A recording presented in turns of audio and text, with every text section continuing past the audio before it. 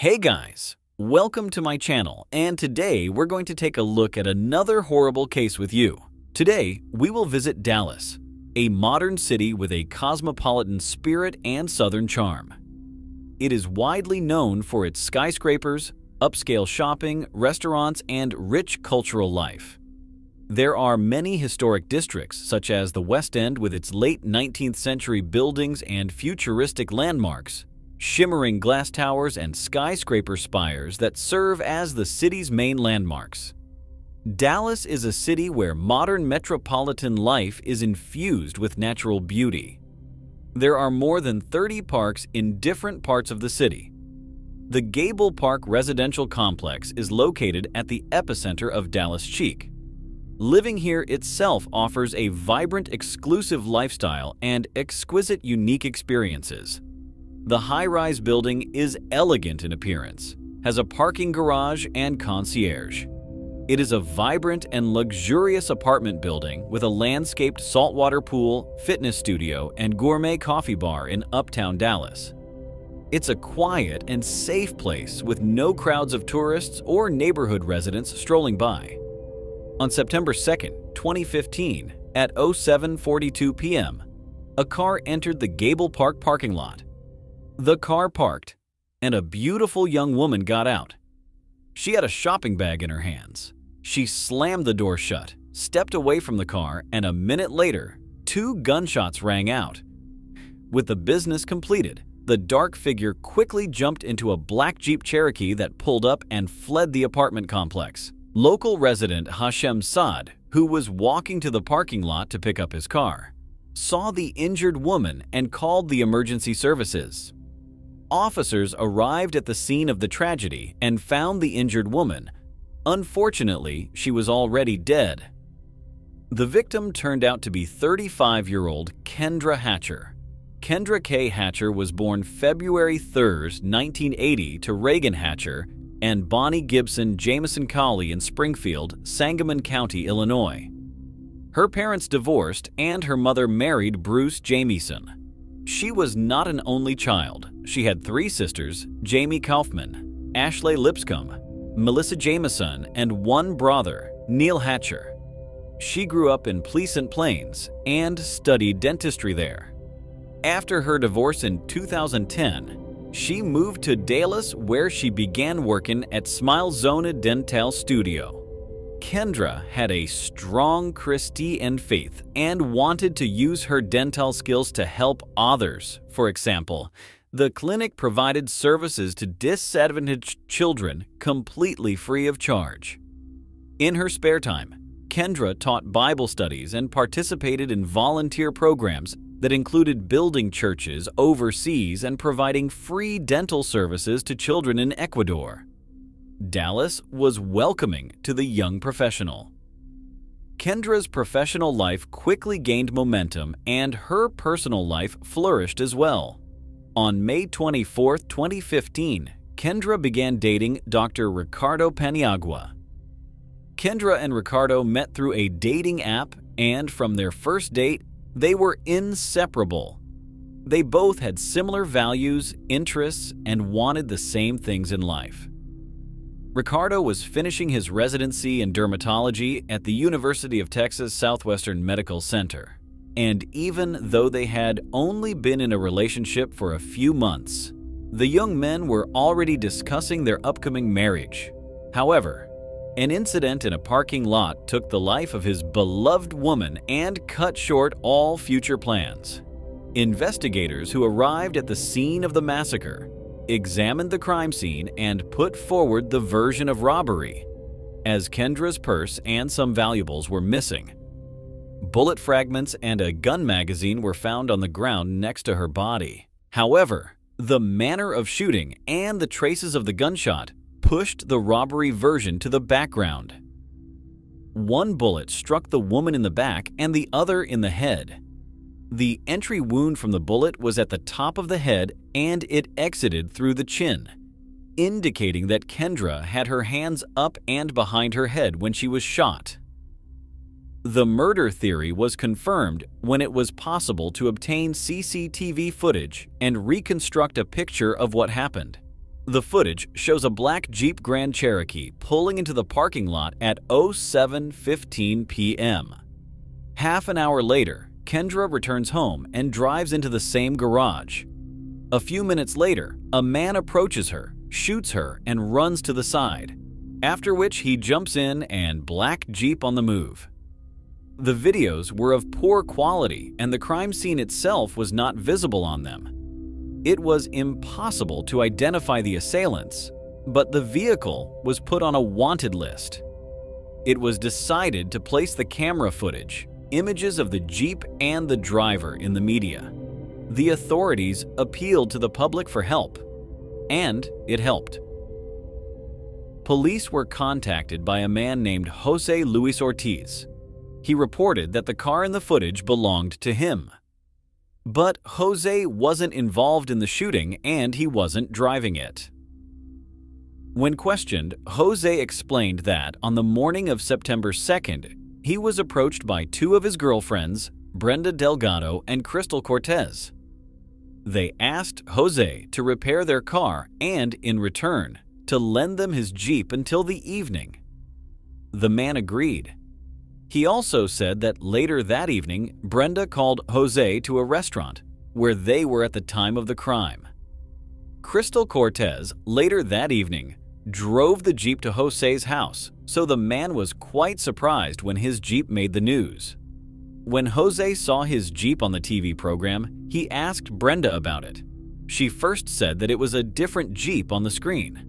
Then Brenda explained that Crystal had been traveling somewhere on her business and she didn't know about it. Brenda Delgado suggested that Jose not tell anyone anything and to simply repaint the Jeep. She was willing to pay to paint the Jeep. Jose was awaiting a decision on his U.S. citizenship and did not want any trouble with the police. He realized that Brenda had set him up. So Jose went to the police again and testified again. So the police tracked all the movements of the Jeep that day and found the two young women whose names Jose had given them.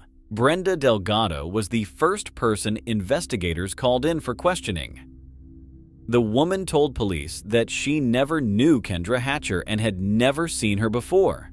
When asked where she was on September 2nd at 07:42 p.m., Brenda stated her alibi because she was at Chili's restaurant with Jose. Brenda even provided receipts for the dinner. But how often, and more importantly, what do you keep dinner receipts for? So gradually, assembled in minute detail, the truth that the participants in the crime tried to hide was revealed. The central figure in the investigation was Brenda Delgado. She was born into a fairly simple family, Luis and Maria Delgado, who immigrated to Dallas from Mexico, where her father was a factory worker. They found a home in a low-income neighborhood in southeast Dallas. It was then that Luis found a job in construction, and his wife worked at the U.S. Post Office cleaning houses. Brenda was their second child and their only girl. Not only was she an excellent student who was loved by her teachers, but she also worked part-time at a flower store and as a waitress. Brenda was very ambitious and dreamed of going to medical school someday. But the sad reality was that her parents couldn't afford the expensive tuition. So after graduating from Skyline High School in 2000, she continued to live with her parents, only dreaming of an affluent and beautiful life. On the way to her goal, Brenda worked hard. She was a dental assistant, and alongside that, she worked at a day spa in North Park Center where she whitened her teeth. In 2012, Brenda met Ricardo Paniagua and fell in love with him. Their first date was at a Jennifer Lopez concert and was like her dream date. In November 2012, 3 months after they met, Brenda moved in with Ricardo at his home in Fitzhugh Urban Flats. The man was also charmed by Brenda so much that he even met her parents. In 2013, she uploaded a post in honor of his birthday on Facebook where she wrote words of congratulations. Happy birthday to the most amazing and smartest man I know. Ricky, together we have shared so much happiness. You are my best friend.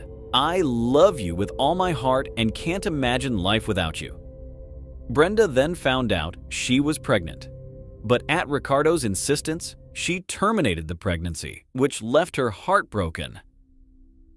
A little recovered from the decision, Brenda decides to devote herself to her career and her beloved Ricky.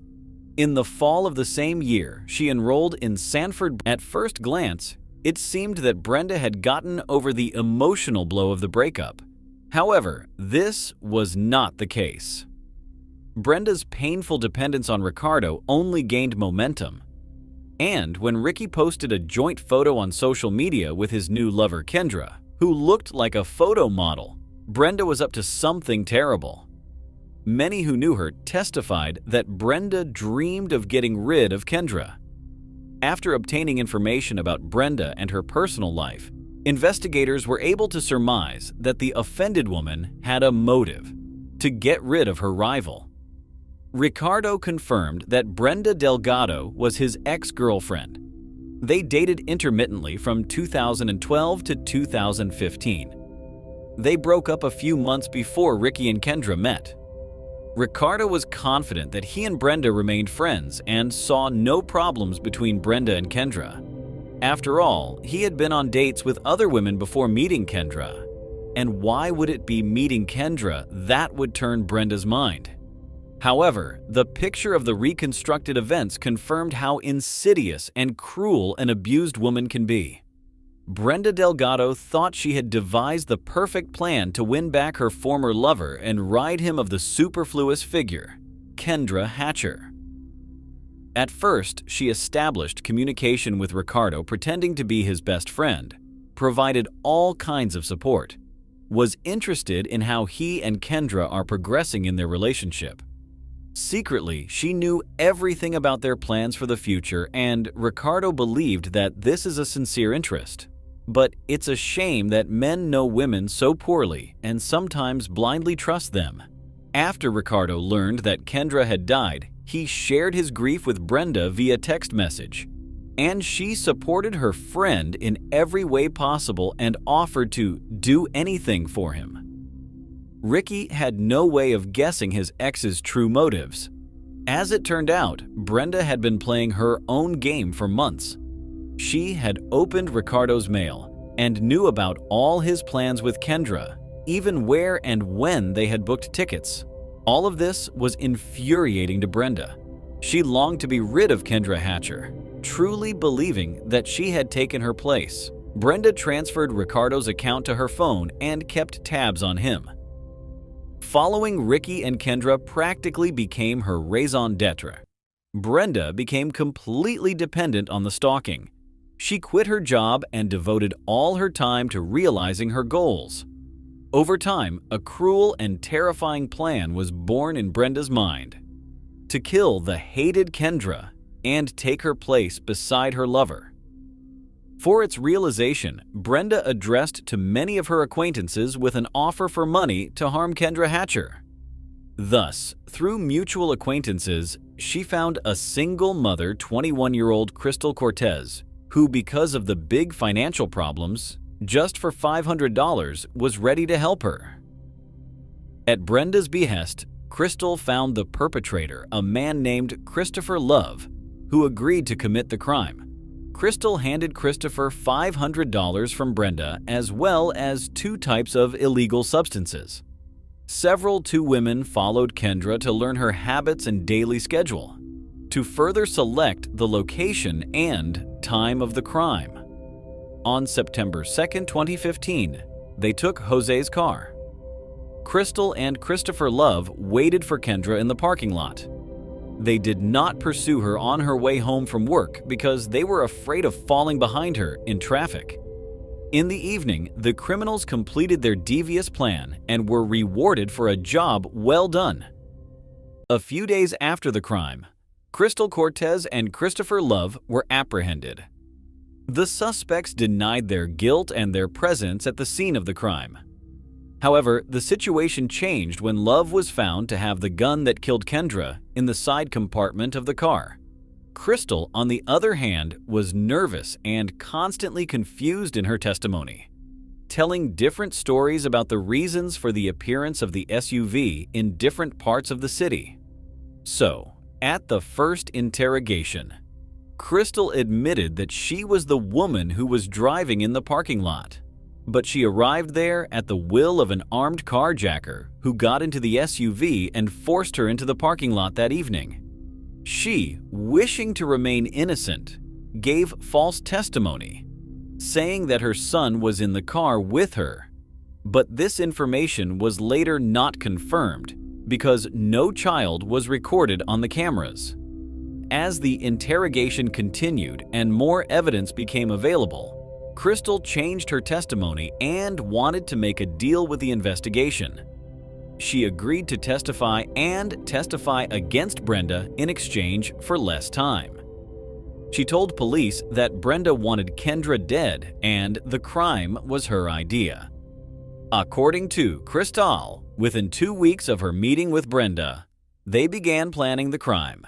The police discovered that Brenda wasn't just unhappy that her relationship with Ricardo was over. She was obsessed and desperate to win him back. She pretended to Ricky that she was happy to be his loyal friend, but her life began to fall apart.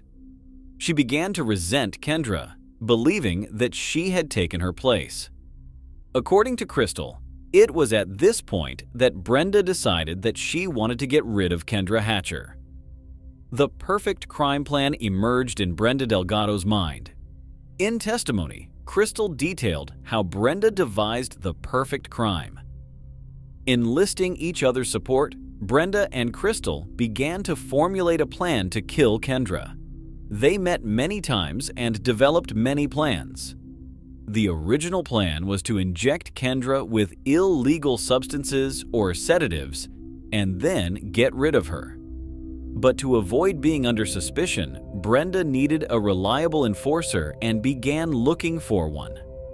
They drove around the scraggliest neighborhoods and asked a few people if they could help. That's how they met Christopher Love. He agreed to help and took an active part in deciding the modus operandi of the crime. The trio unanimously decided that the best way to kill was to shoot him because it was quick. While cooperating, Crystal revealed that the date of September 2nd was not chosen at random. Brenda knew that Kendra and Ricardo were planning a trip to Mexico, so it was decided to get rid of the woman before the happy vacation. Brenda told Crystal that she wanted the crime to look like a botched robbery. Next, the criminals chose the location of the massacre. For days, they desperately tracked Kendra's movements and recorded her minute by minute to make sure nothing changed on the appointed day. After work, they traced her route home and figured out how to discreetly enter the apartment complex's secure parking garage.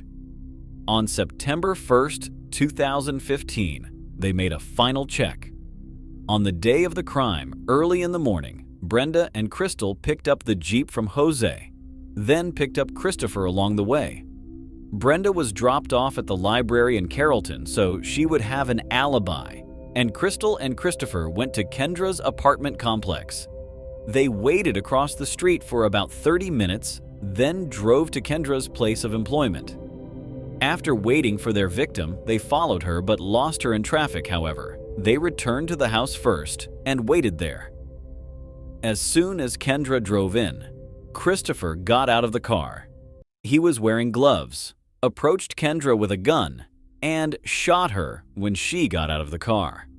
According to Crystal, she did not actually see the shooting but heard it. Crystal then drove Christopher home, picked up her son from his grandmother on the way, and later met Brenda at Jose's house where she handed him the Jeep. Thus, Brenda's dream came true. She was rid of her hated rival, and all she had to do was wait for her beloved Ricardo's message. Brenda was happy that she had managed to pull off the perfect crime. Crystal's candid confession and testimony against Brenda left no doubt about Brenda Delgado's guilt, and a warrant for her arrest was promptly issued. But when police officers arrived with the warrant, she was no longer at home. Having dual citizenship, Brenda Delgado fled to Mexico. After fleeing, Brenda's involvement in a contract killing became apparent, and she was put on a wanted list. On April 6, 2016, the FBI placed her on the list of most wanted fugitives, assigning a reward of $100,000 for information about her. So Brenda Delgado became the only woman on the list at the time and the 9th woman on the list ever.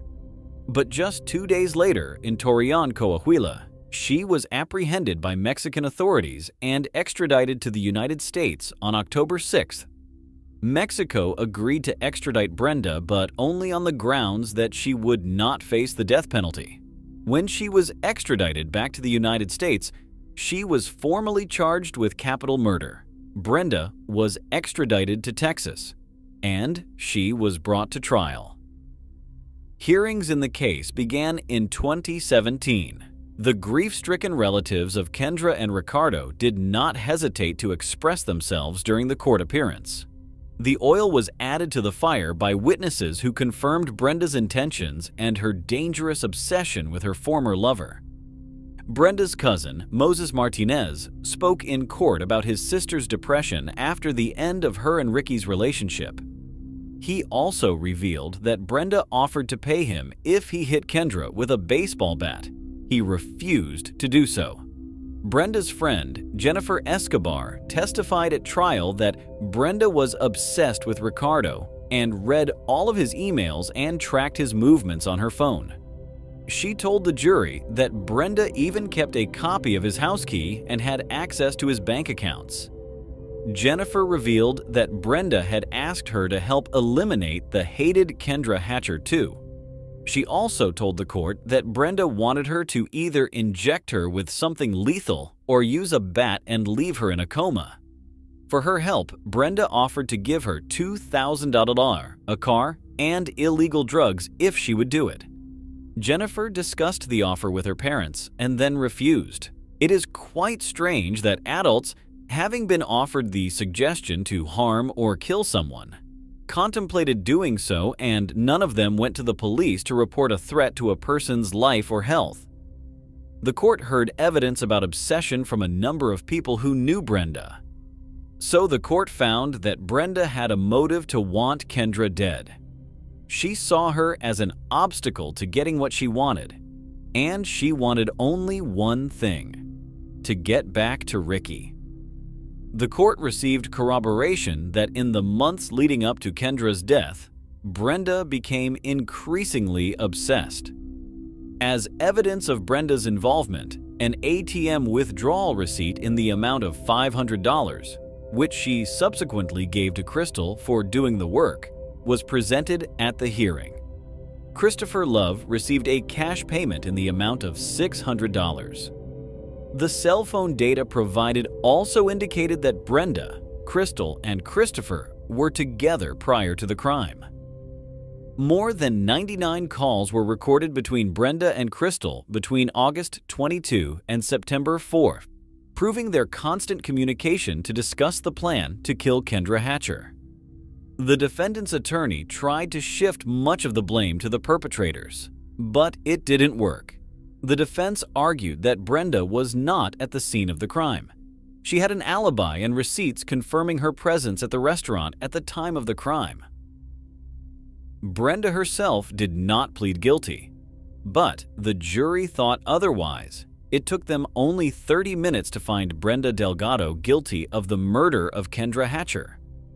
She was sentenced to life in prison without parole. Christopher Love, the direct perpetrator of the crime, pleaded guilty and was sentenced to death via injection. Crystal Cortez, in exchange for cooperating with the investigation and pleading guilty, received a sentence of 35 years in prison with parole eligibility.